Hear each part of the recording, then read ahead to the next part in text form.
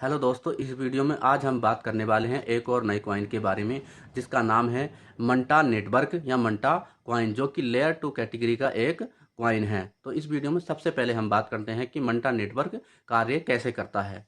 Mantha network web 3 के लिए एक मॉड्यूल इकोसिस्टम है या मॉड्यूलर ब्लॉकचेन है, जो दो अलग अलग चैनों या परतों से बनाया गया है। तो पहली परत है हमारी मंटा पैसिफिक और दूसरी परत है या दूसरी चैन है हमारी मंटा अटलांटिक। पहली परत का कार्य है पैसिफिक इथेरियम पर एक शून्य ज्ञान जेट के, जिसको बोलते हैं जीरो नॉलेज के दो नेटवर्क हैं, जबकि दूसरी परत मंटा अटलांटिक एक डिसेंट्रलाइज नेटवर्क है। मंटा नेटवर्क पर कोई भी उपयोगकर्ता किसी भी प्रकार के डेप्स डिसेंट्रलाइज एप्लीकेशन को आसानी से बना सकता है, उसका निर्माण कर सकता है और उसको मंटा नेटवर्क की ब्लॉकचेन पर तैनात कर सकता है। मंटा नेटवर्क का मुख्य कार्य है इथेरियम कॉइन को स्केल करना, जैसे मैटिक, आर्बिट्रम, स्टारकनेट, ऑप्टिमिज्म कार्य करते हैं, वैसे ही मंटा नेटवर्क भी इथेरियम को स्केल करता है। स्केल क्या है? स्केलेबिलिटी किसे कहते हैं? स्केलेबिलिटी एक ब्लॉकचेन की अच्छी स्पीड, उसकी मजबूत सुरक्षा और बड़ी संख्या में ब्लॉकचेन पर हो रहे लेन देन को संभालने की क्षमता उस ब्लॉकचेन की स्केलेबिलिटी कहलाती है। उदाहरण के लिए, जैसे कि इथेरियम एक सेकंड में केवल 15 ही ट्रांजैक्शन कर सकता है। इथेरियम नेटवर्क पर अधिक ट्रांजैक्शन होने पर इथेरियम नेटवर्क 30 मिनट से 1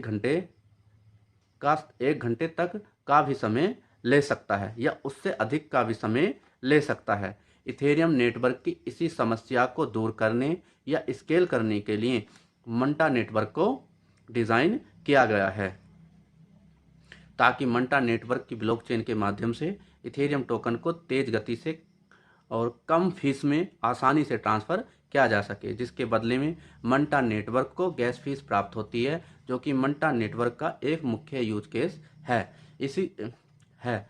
इस क्वाइन को सेलेस्टिया और ऑप्टिमिज्म क्वाइन के संयुक्त दृष्टिकोण से लॉन्च किया गया है या बनाया गया है। अब बात करते हैं कि मंटा नेटवर्क के यूज केस क्या क्या हैं।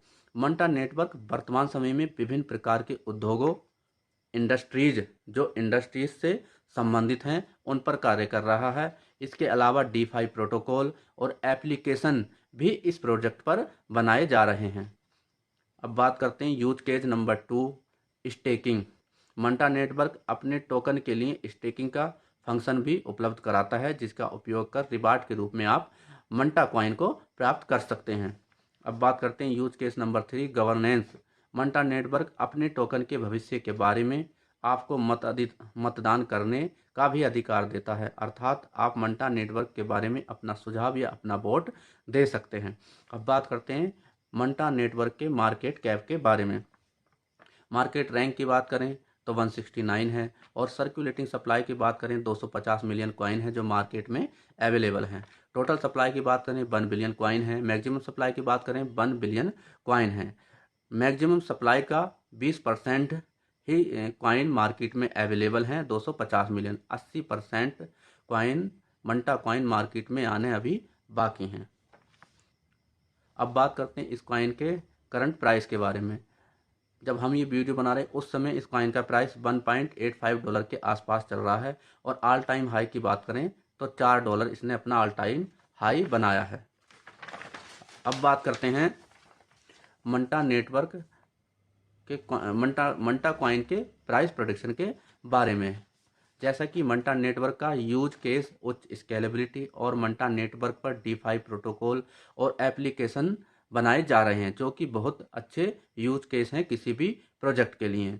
हम अगर इस कॉइन के प्राइस प्रोडिक्शन के बारे में बात करें, जो कि क्रिप्टो एक्सपर्ट का भी मानना है कि मंटा कॉइन का प्राइस इस बुल सीजन में आसानी से $8 से $10 तक जा सकता है।